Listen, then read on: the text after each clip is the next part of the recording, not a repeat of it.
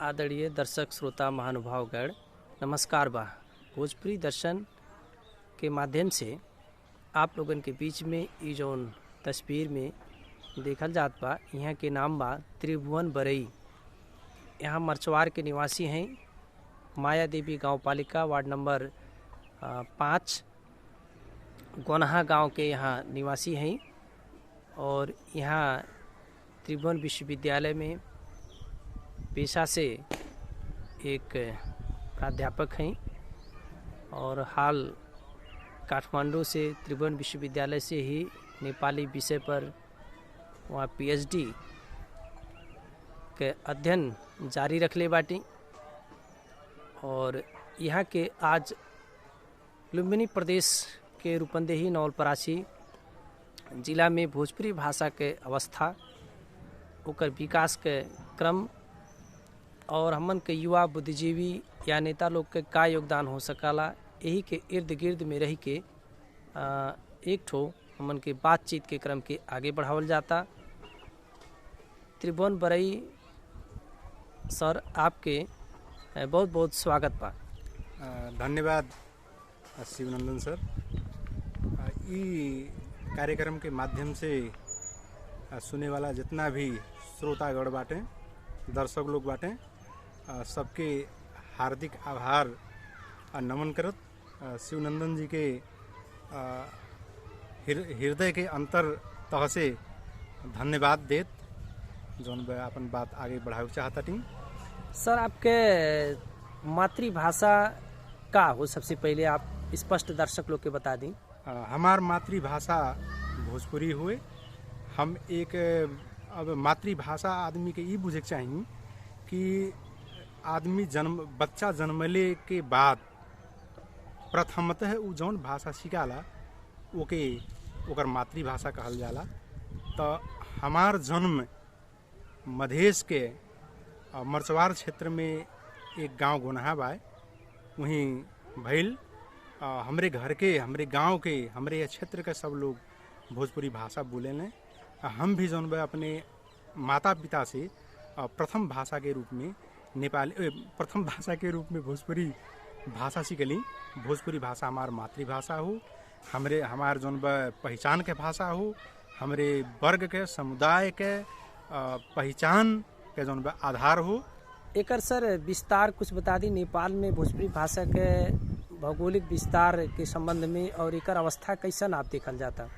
अब नेपाल के संदर्भ में अब सबसे पहले तो बा कि अब हम सबके पता बा कि जौन नेपाल में एक तंत्रात्मक और केंद्रीकृत शासन प्रणाली रहल, जौन में एकल जाति और एकल भाषा के जौन महत्व दिहल जात रहल। तो ओकरे वो हिसाब से नेपाल में जौन सिर्फ एक भाषा के ज़्यादा महत्व दी गई रहल और ओकरे साथ साथ राजकीय संरक्षण भी भाषा पौले रहल। लेकिन जौन जब नेपाल में गणतंत्र आयल, मधेश आंदोलन भइल, तो जौन संविधान बनल, तो यह संविधान में जौन हरेक भाषा के नेपाल की राष्ट्रभाषा के रूप में जौन मान्यता दिहल गई, जौन में भोजपुरी भाषा भी ओकर मान्यता पौलिस। अब भोजपुरी भाषा का क्षेत्र तो अब जौन पश्चिम में रूपंदेही नवलपरासी से लेके बारा, परसा, रौतहट एकर जौन मुख्य नेपाल के हिसाब से एकर मुख्य थलो हो। यहाँ के जौन अधिकांश जौन यहाँ के मूल बासिंदा जे यहाँ के आदिवासी हो, ते जौन यह भोजपुरी भाषा के अपने मातृभाषा के रूप में प्रयोग कराला। एकर जौन वक्ता यहाँ सब के हो जौन एकर ई भाषा के प्रयोग कराला, ई भाषा के बोलाला। बसरते जौन समस्या ई हो गई बा कि पहले से भी राज्य केंद्रीकृत राज्य जौन एकल जाति शासक यह भाषा के जौन कौनो मेर के महत्व तो नहीं दिहल, लेकिन फिर भी अब जौन एक ठू कहे पड़ल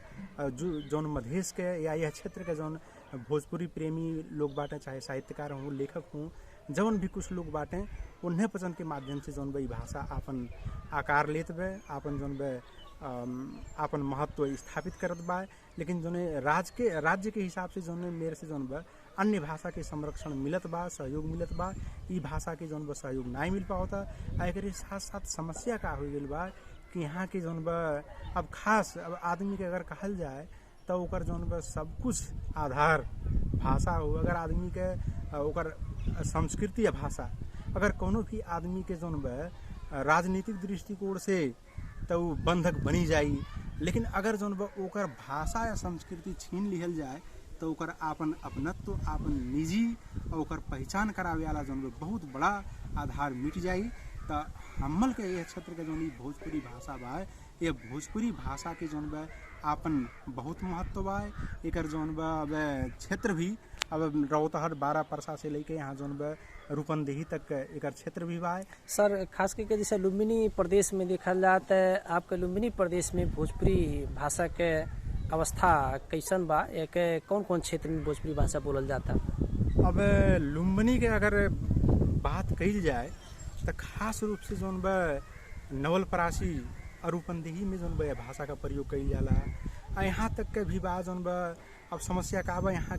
के और भी मान लिहल जाए एक ठू थारू वर्ग बा या मुस्लिम वर्ग बा जौन कहला जौन हमार उर्दू भाषा हो या थारू भाषा हो, लेकिन हकीकत में अगर देखल जाए मान लीजिए अब रूपंदेही के उत्तरी क्षेत्र कुछ छोड़ के थारू लोग के नहीं तो जौन बा अधिकांश थारू लोग भी क्या करें कि जौन बा जौन भाषा उन्हें के बोली चाली बे ये भोजपुरी भाषा के बोले लें, भोजपुरी भाषा का प्रयोग करे लें। एकर क्षेत्र जौन बा अब नवलपरासी के भी अब पश्चिम नवलपरासी जौन बा ओकर जौन बा तमाम जगह ही बोली जाला। रूपंदेही के जौन बा अब मरचवार से लेके बुटवल से अब सिमलार से लेके जौन बा सब रनियौरा से लेके ये सब एरिया में जौन बा सब क्षेत्र में भोजपुरी भाषा का प्रयोग कईल जाला। हाँ सर, अभी एमे जैसे लुम्बिनी प्रदेश में खास करके अगर हम के बात कईल जाए तो वास्तव में लुम्बिनी प्रदेश में करीब 5 लाख से मैंने बेसी जनसंख्या बा आज के डेट पे,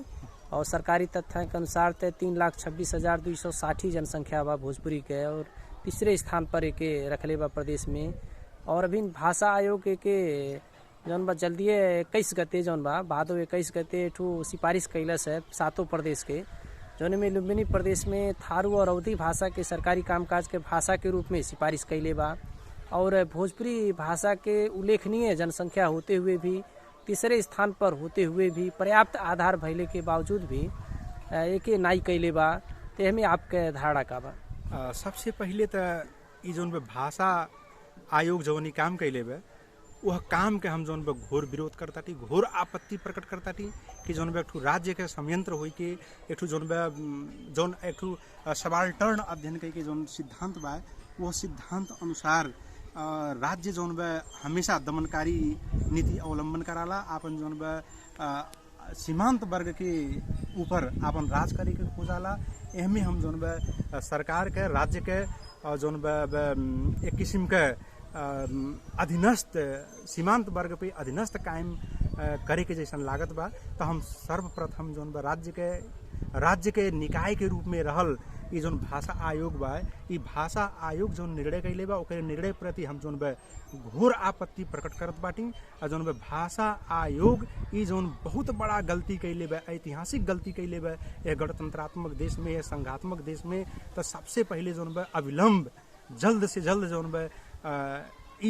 जौन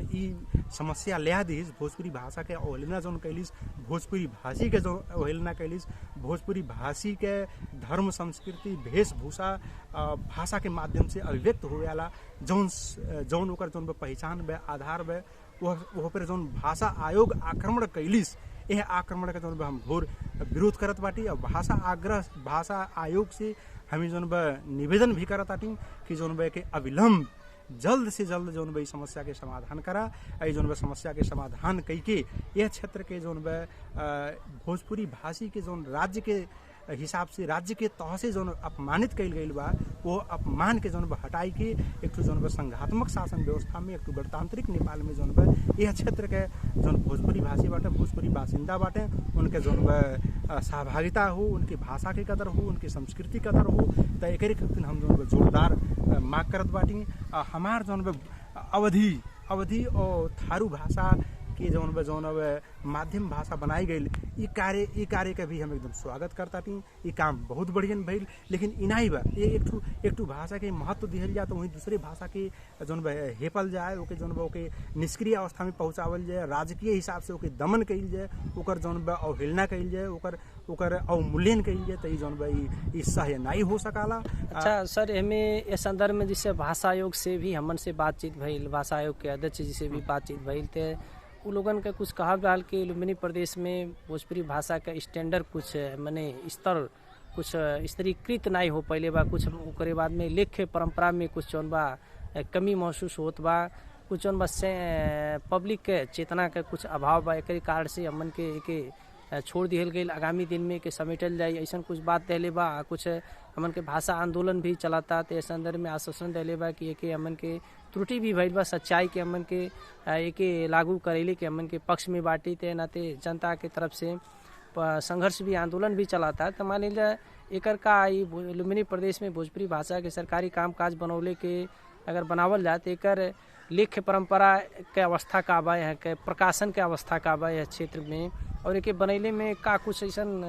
कठिनाई आ सकला?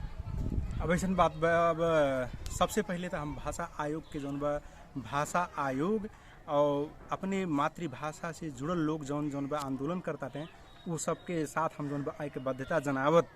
जौन बा हम उ सबके कदम कदम से जौन बा साथ देवे के जौन बा सहयोग करत बाटी। साथ साथ में ये जौन भाषा आयोग कहा था भोजपुरी भाषा का अवस्था कमजोर बता, राज्य जौन बा यहाँ के भोजपुरी भाषा के लिए कैलिस का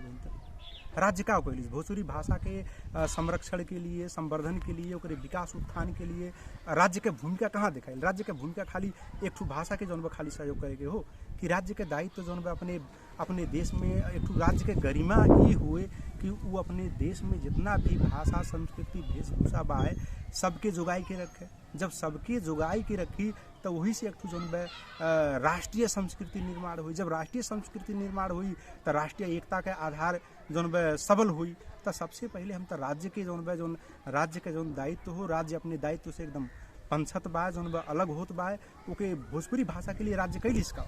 भाषा आयोग बा है। तो भाषा आयोग जौन बा भोजपुरी भाषा यह पश्चिमी क्षेत्र के जौन बा भोजपुरी भाषा के विकास करे के लिए कैलिस का जौन बा कुछ कैलिस। यह भाषा यह क्षेत्र में आके कोनो अनुसंधान करौलिस की जौन बा कोनो मेर के सेमिनार करौलिस की जौन बा कोनो चीज़ लिखे करथिन केहू के जौन बा आगे बढ़ौलिस। जहाँ तक जौन बा साहित्य के बात यह लिखित अब जौन बा राजकीय सम्मान तो बटले नहीं राजकीय सम्मान न बा, न संरक्षण बा, न जौन बा भाषा के खाली राज्य जौन बा एक शासित वर्ग के भाषा के रूप में लेके खाली दमन करे के, या भाषा के अवहेलना करे के, या भाषी लोग के अधीनस्थ बनावे के काम जौन बा करत बा। वही के जौन बा जौन सरकार के एजेंडा बा कि माने भोजपुरी भाषी लोग के अधीनस्थ बनाए के रखल जाए, दबोटी के रखल जाए। तो जौन बा राज्य के नीति बा, भले देश में गणतंत्र आयल बा फिर भी राज्य जौन बा सचेत हुई के हर एक वर्ग के, हर एक समुदाय के, हर एक भाषा भाषी के आगे बढ़ावे के चाहिए कि जौन बा मानसिकता राजनीतिक मानसिकता नहीं बा, वही के पालन जौन बा भाषा आयोग भी करत बा। खाली दोष पर देखौले नहीं हुई कैलिस का भाषा आयोग का काम तो जौन बा भाषा के संरक्षण संवर्धन और जौन बा उचित। अब ठीक बा मेर के बाद विवाद आयल तो भाषा आयोग के तो कम से कम यह क्षेत्र में आई कि यहाँ के भाषा जौन बा कौन मेर के होकर अवस्था का आवे बुझे चाहिए। और जहाँ तक ये बात है कि भाषा पिछड़ल बा, भाषा काहे पिछड़ल बा ओकर कारण भी तो पता लगावे चाहिए। और साथ साथ ये हम एक दावा करता कि यह क्षेत्र में जौन बा जनचेतना का अभाव अपने जगह बा, लेकिन ई के होका है कि यह क्षेत्र में जौन बा यह भाषा के विज्ञ लोग नहीं बाटे, यह भाषा से जानकार लेखक लोग नहीं बाटे, तो ई बात नहीं बा। यहाँ जौन बा भोजपुरी भाषा संस्कृति के आपन लोक साहित्य बा, एकर आपन साहित्य बा, एकर जौन बा आपन साहित्य भी इतना धनी बा, एमे जौन बा इतना ज़्यादा व्यक्ति लोग जौन बा लिखत आते हैं। लेकिन अब तमाम कारणवश हमारे साथी लोग या हमारे तमाम अग्रज लोग जौन बा इतना ज़्यादा अब खंड काव्य, महाकाव्य, कविता, कथा, उपन्यास इतना ज़्यादा लिखले बाटे, लेकिन जौन बा प्रकाशन के अभाव बा, स्रोत के अभाव बा, और जौन बा पहुँच के अभाव बा। पहुँच काम तो यहाँ बहुत भइल बा, लेकिन स्रोत पहुँच के अभाव रहले के नाते, अवसर के कमी रहले के नाते जौन बा राजकीय संरक्षण न रहले के नाते से जौन बा राजकीय जौन बा संवर्धन संरक्षण सहयोग के अभाव रहले के नाते से यहाँ के व्यक्ति लोग जौन बा ज़्यादा लिखले के बावजूद भी ओके जौन बा एक ठू मूर्तता प्रदान नहीं कर पाओ ताटे, सार्वजनिकीकरण नहीं कर पाओ ताटे, तो एक ठू खेत के बात हो। लेकिन फिर भी यह क्षेत्र में जौन बा जौन कार्यरत लोग बाटे, अब जैसे हमारे अभी शिवनंदन सर बाटी, अब जौन बा इतना ज़्यादा लिखले बाटी, ऐसे ऐसे तमाम लोग तमाम व्यक्ति बाटे जौन बा जौन बहुत ज़्यादा काम कैले बाटे, बहुत ज़्यादा लिखले बाटे, लेकिन जौन बा प्रकाशन के अभाव काहे बा, पहुँचना ही बा। और ओकरे साथ साथ जौन बा थोड़ा सा अब ई खास अगर ई कहल जाए तो खाली जौन बा वक्ता लोग का भर ई एजेंडा नहीं हो, ये राजनीतिक एजेंडा भी हो, एक जौन बा खास रूप में यह क्षेत्र में जौन राजनीति करे वाले लोग बाटे, या मान लीजिए सीमांत वर्ग के राजनीति करे वाले जौन बाटे, स्पेशली अगर कहल जाए तो जौन बा मधेश मुद्दा के जौन उठावे वाले लोग बाटे हैं, जेकरे पृष्ठभूमि में जौन बा देश में जौन बा संघीय गणतंत्रात्मक देश के निर्माण भइल, संघ आयल, तो कम से कम उ लोग के जब अपने क्षेत्र के भाषा के प्रति आक्रमण होता है, जौन बा ओकरे प्रति जौन बा राज्य द्वारा आक्रमण कइल जात बा, तो वह परिस्थिति में सबके सचेत हुई के, सबके एकजुट हुई के आंदोलन जौन बा बहुत जबरदस्त तरीका से करे चाहिए। आंदोलन करके जौन बा ई जौन राज्य के एक ठू जौन बा विभेदकारी नीति है, भोजपुरी भाषा के प्रति जौन ई अन्याय है, अत्याचार है, भोजपुरी भाषा के जौन बा थीचो मीचो कई के विभेद कई के जौन बा एक किस्म से डोमिनेट कई के जौन बा जौन राज्य आगे बढ़त बा भाषा आयोग के माध्यम से, ई बहुत बड़ा गलती हो, एक सत्यायोग चाहिए। एक ही जौन बा आगे बढ़ावे के लिए यहाँ के जितना भी, अब हम तो ये कहब कि जौन बा जितना भी दल राजनीतिक दल बाटे, बुद्धिजीवी बाटे, एक बाद जौन बा भाषा कर्मी बाटे, पत्रकार बाटे, समाज सेवी बाटे, भाषा सेवी बाटे, सबके जौन बा एकजुट होई के अपने अपने हक अधिकार का संरक्षण के लिए, अपने भाषा के जौन बा संरक्षण के लिए, संवर्धन के लिए, अपने जातीय अस्तित्व और पहचान के लिए, जौन बा अपने क्षेत्रीय पहचान के लिए जौन बा जोरदार मांग उठाई के अब भाषा आयोग का जौन गलत कदम बा ओके जल्दी से जल्दी सच्चाई बहुत जरूरी बा। और जौन बा अगर मान लिया जाए राज्य जौन बा मेरे से दमन पे उतर जाता, अपने जौन बा एजेंसी का प्रयोग कई के यह क्षेत्र के भोजपुरी भाषा और भोजपुरी भाषी के दमन और मूल्यन कई के जौन बा आगे बढ़त बा, तो ये जौन बा देश के लिए, क्षेत्र के लिए जौन बा एकदम घातक हुए, ये जौन बा ये समाधान करब बहुत जरूरी है। अच्छा सर, खास करके लिखित साहित्य के हम बात कैले हैं, लुम्बिनी प्रदेश में जो लिखित साहित्य या प्रकाशित साहित्य के जो बात बा ओकरे संदर्भ में थोड़ा सा जानकारी करा दी हम के दर्शक श्रोता लोगन के अवस्था बा। ठीक, धन्यवाद सर। अब जौन बा ये हिसाब से अगर कहल जाते हैं, अब यहाँ तत्काल तो हमारे पास सामग्री है उपलब्ध नहीं बा, लेकिन फिर भी हमें जौन बा देखल जाए भी हम शिवनंदन सर की जौन बा घर पे आयल बाटी, शिवनंदन सर के जौन बा हैं एक ठू भिनसहरा भोजपुरी काव्य संग्रह कई के जौन बा शिवनंदन जी के एक ठू काव्य संग्रह हैं बाहे हमारे हाथ में, और वैसे भोजपुरी भाषा और संस्कृति के जौन बा शिवनंदन जी के ही एक ठू और दूसर किताब बा, और तीसर भोजपुरी दर्शन कई के एक ठू जौन बा साहित्यिक पत्रिका हमारे हाथ में बा। ई जौन बा तीनों कृति के एक ठू के दुई कृति का स्वयं लेखक जौन बा शिवनंदन सर अपने हुई, आई भोजपुरी दर्शन के भी जौन बा महत्वपूर्ण भूमिका में सर अपने बाटी। और जौन बा यह मेरे से अब शिवनंदन सर के बात कही जाता है, शिवनंदन सर भी जौन बा भोजपुरी भाषा में बहुत ज़्यादा योगदान पुरौले बाटी, जौन बा बहुत लंबा समय से, बहुत अब छोटे उम्र से अपने जौन बा भोजपुरी भाषा से संबद्ध जौन बा गीत, गजल, कविता, कथा लगायत के जौन बा विधा में कलम चलौले बाटी एकदम जौन बा बहुत। हम जब छोटे रहली, मान लीजिए हम छोटे रहली तब्बे से भी हम जौन बा सर के पत्र पत्रिका में जौन बा कविता, गजल अपने जौन बा अपने यह क्षेत्र में प्रचलित तमाम प्रकार का जौन बा संस्कार और चार पर्व के बारे में जौन बा वहाँ के हमेशा लेख रचना भी हम पढ़त रहली। तो अगर कहल जाए तो जौन बा के एकत्रित कईल जरूरी बा। यह क्षेत्र के अगर जितना आप शिवनंदन सर जैसन और व्यक्ति लोग जौन साहित्य लिखले बाटे, या जौन साहित्य या भोजपुरी साहित्य या भाषा के क्षेत्र में जौन काम कैले बाटे, ओके जौन बा अगर हमरे संकलन कइल जाए, संग्रह कइल जाए, और ओके संबंधित जगह पे पहुँचावल जाए तो कम ना है, बहुत ज़्यादा है। अगर उकल जाता है जौन बा भोजपुरी के हैं अथाह साहित्य बे, लोक साहित्य का तो बतिए न कइल जाए, लोक साहित्य तो अपने में जौन बा भोजपुरी के या क्षेत्र के बहुत संपन्न बा, लेकिन ओकरे साथ साथ जौन लिखित साहित्य बा, लिखित साहित्य के हिसाब से भी बहुत संपन्न बा, बहुत लोग छपले। बात सर कुछ लोग कहे न पीछे में आपके जानल चाहते, आप भाषा के विज्ञ भी हुई, और भाषा के विषय के ही आप प्रोफेसर हुई। तो आपसे ही जानल चाहती कि जैसे भोजपुरी भाषा कुछ लोग कहने कि पेवर भोजपुरी भाषा, शुद्ध भोजपुरी भाषा, शुद्ध भोजपुरी भाषा कहने कि भोजपुरी वीरगंज में बोले न, पूरब क्षेत्र में बोले न, ये पश्चिम क्षेत्र के तो कुछ फर्क बा हमें, एकर वजह का हो सकला, एकर विशेषता ये कैसन बा जौन बा आखिर में? अब देखल जाए एक भाषा के जौन बा अनेक भाषा होला, एक अनेक भेद होला। अब आपके एक क्षेत्रीय भेद होला, क्षेत्र के भौगोलिक दूरी या विकटता के कारण से एक के भाषा में अगर अलग अलग भेद दिखाते, अलग अलग प्रकार दिखाते तो हमारे जौन बा भाषिका कहल जाला, क्षेत्रीय भाषिका कहल जाला। अगर आप ये कहल जाता कि जौन बा से अलग ठाव अनुसार, अब आपका देखल जाए उमेर, अगर उमेर के हिसाब से देखल जाता, उमेर के हिसाब से भाषा फर्क होला। क्षेत्र के हिसाब से देखल जाता तो गांव में बैठे वाला आदमी, शहर में बैठे वाला आदमी के जौन भाषा फर्क होला। वही साथ साथ अगर कहल जाए जौन एक शिक्षित व्यक्ति, एक अशिक्षित व्यक्ति बोले वाला भाषा फर्क होला। एक महिला के बोलल, एक पुरुष के बोलल के भाषा जौन फर्क होला। तो वही हिसाब से एक भाषा में का है कि क्षेत्र के हिसाब से भी जौन विभेद देखल जाला, विभिन्नता देखल जाला। अब नेपाली भाषा की बात करिए तो नेपाली भाषा जौन हर एक बराबर थोड़ी बोलल जाला। आपके जौन ओकर का कि अब राजकीय सम्मान पाई के अब नेपाली के तो जौन अपने देशवे भर में 5 क्षेत्रीय भाषिका ओकर जौन उपभाषिका समेत बा। तो नेपाल में भी जौन भोजपुरी का उपभाषिका हो जरूरी बा। लेकिन अब उपभाषिका बा कही के मान लीजिए अब का बा कि आपका जौन पूर्वी क्षेत्र में या मान लीजिए अब नारायणी से पूर्व जौन भोजपुरी बोले वाला, नारायणी से पश्चिम जौन भोजपुरी बोले वाला बा। तो एक केवल जौन हमारे क्षेत्रीय भेद मानल जाई, क्षेत्रीय भेद हो। ये जौन अक्के भाषा के दुई रूप हो,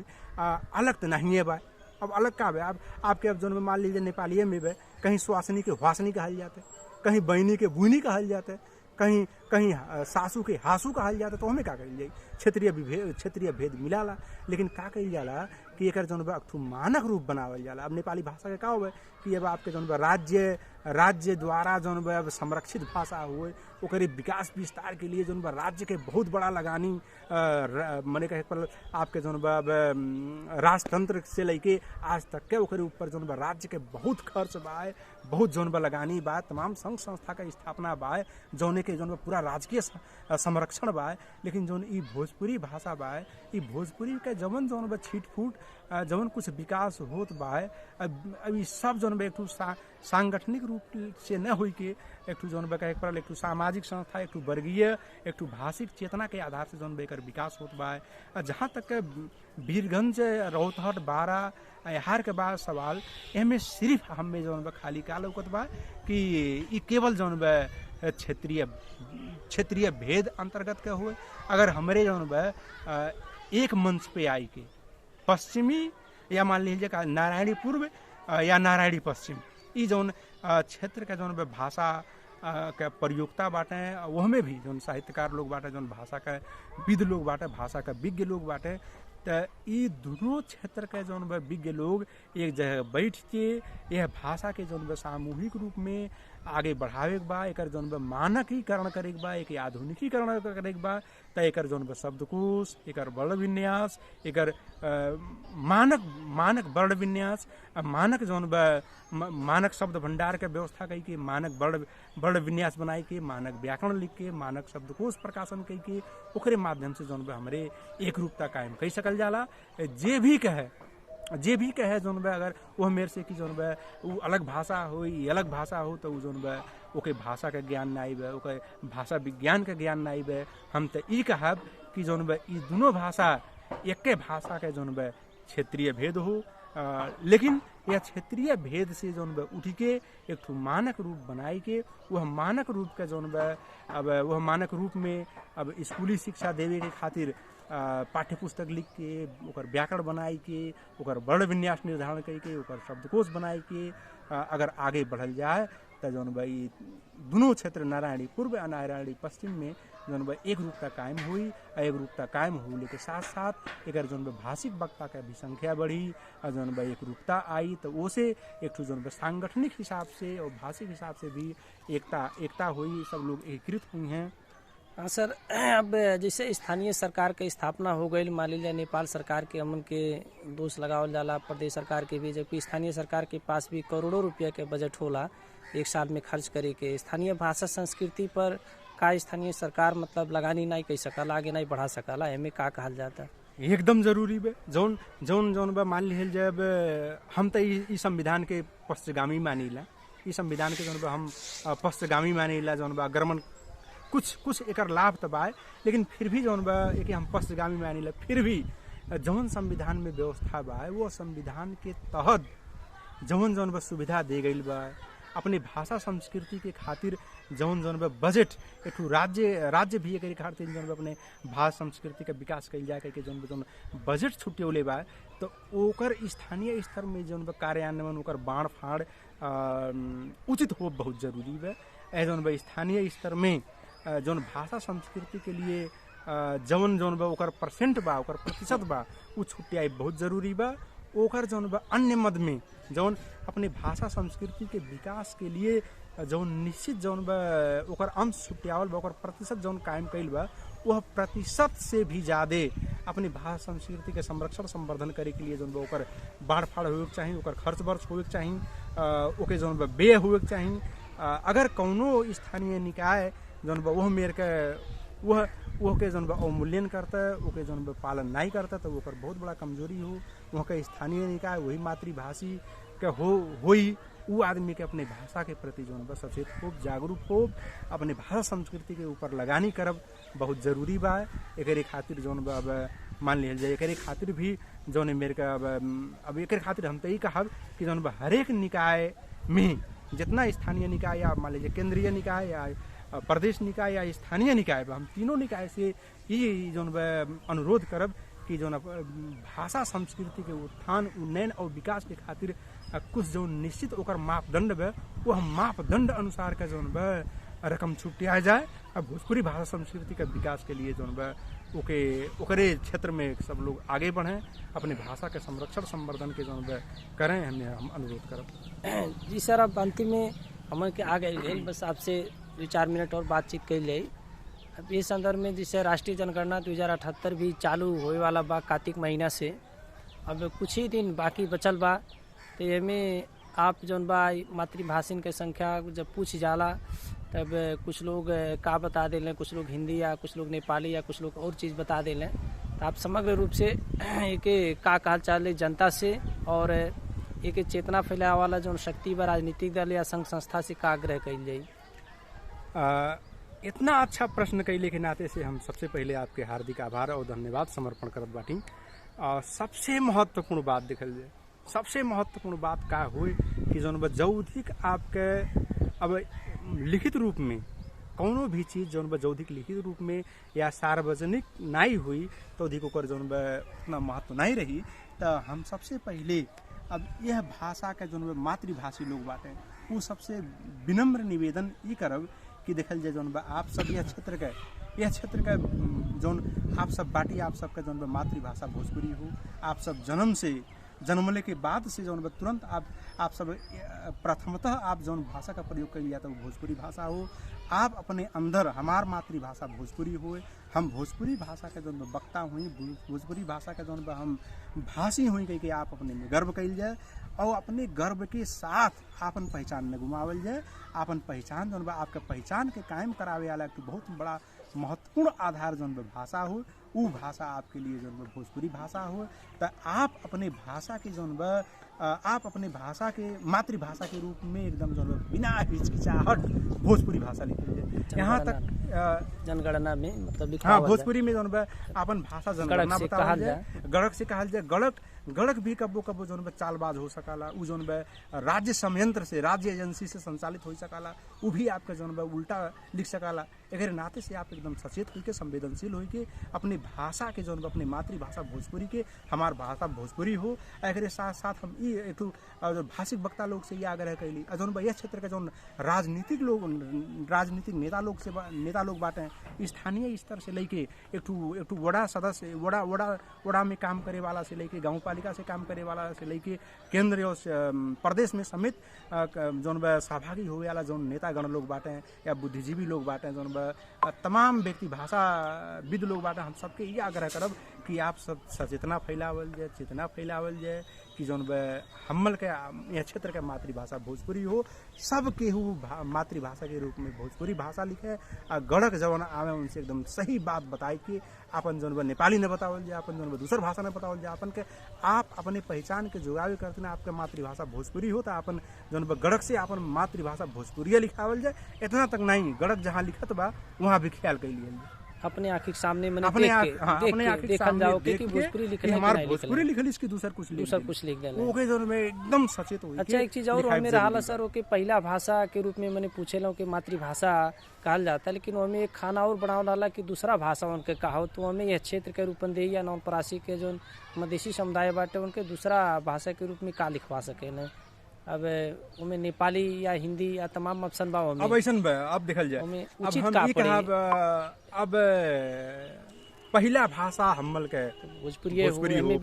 पहला भाषा हमल के भोजपुरी हो, हमें जौन विवाद नहीं बा मातृभाषा जौन पहला भाषा हो वही के जौन हमारे दूसरों का भी तथ्यांक संकलन करे लें, दूसरों के अगर तथ्यांक संकलन करे लें तो देखल जाए अभी क्षेत्र अनुसार हो। हमल के मरचवार क्षेत्र के या सीमावर्ती क्षेत्र के लोग जौन बाटे ज्यादातर लोग जौन बा लगभग जौन बा हिंदी में भी बात आपस में करे लें।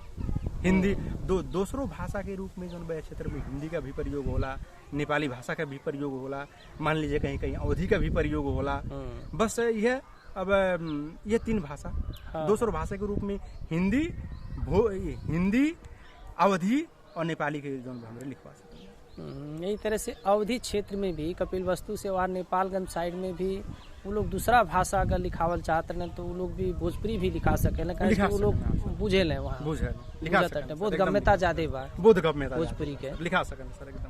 एकदम लिखा सकन, लिखाई भी जरूरी है। अगर हमरे दूसरे भाषा के सम्मान दिहल जाते है तो दूसर भाषा वाले की भी हमल के सम्मान देना चाहिए। अब यहाँ तक कि कहा हुआ है कि अब जैसे मान लिहल जाए रूपंदेही एक तो बहुभाषिक क्षेत्र हो, कुछ मान लिया जाए जौन कुछ लोग अब मार्जिनलाइज्ड हो के जौन कुछ लोग मने अरे आइल बाटे जौन बसाई सराय के जौन कुछ लोग आइल बाटे उ लोग भी यहाँ जौन ज्यादा लोग भोजपुरी भाषा का प्रयोग करेंगे। पहाड़ी वर्ग के जौन समुदाय भी ने भोजपुरी भाषा के जौन प्रयोग करे, भोजपुरी में कितना लोग बोले ने तो मान लीजिए उनके मातृभाषा जौन भोजपुरी और नेपाली हुए तो जौन दूसरा भाषा के रूप में वो सब जौन भोजपुरी भाषा भी लिख सके, लिखब जरूरी भी नैतिक कर्तव्य भी हो सब एकदम। तो सर ये समग्र में मतलब भोजपुरी भाषा के उत्थान जौन बा कई जरूरी बा, हमें सब लोग अपने अपने किस्म से मने लगल बा। अब अंतिम में आप जौन बा समस्त दर्शक और श्रोता महानुभावगण के फेसबुक पेज पे भी आपका ये सामग्री प्रसारित होता, यूट्यूब चैनल से भी सामग्री प्रसारित होता बा। समग्र में आपका लाखों दर्शक लोग के देखी हैं सुनी हैं, उन्हें अंतिम में आपका कहल चाहल जाए संदेश। हम सबसे पहले जौन बा सबके अब यह कहा कि आप जहाँ रहल जाए जौने हालत में रहल जाए सचेत रहल जाए, संवेदनशील रहल जाए, अपनी भाषा संस्कृति के जगीरना करे के खातिर आप सब हमेशा जौन बा अग्रसर रहल जाए। काहे से कि अगर आदमी के भाषा और संस्कृति घूम गई ओकर जौन बा तो सब अस्तित्व मिट जाई, तो अपने अस्तित्व के जुगावे करती अपने जौन बा भाषिक सामुदायिक क्षेत्रीय अस्तित्व कायम करे करती, पहचान कायम करे करती। हम जितना भी यह भोजपुरी भाषा से संबद्ध आबद्ध समूह संस्था विद्वान जौन साहित्यकार समालोचक शुभेच्छुक जे सब के हु अध्यता बाय ते हम हार्दिक आभार करत अपनी भाषा में आप सब सचेत हुई ध्यान दें, अपनी भाषा संस्कृति के जुगाइन अपन अस्तित्व बचाई कहत आप सबके एक बार फिर नमन हार्दिक आभार समर्पण करत धन्यवाद देत जौन हम अपन कुछ शब्द जौन विराम देता।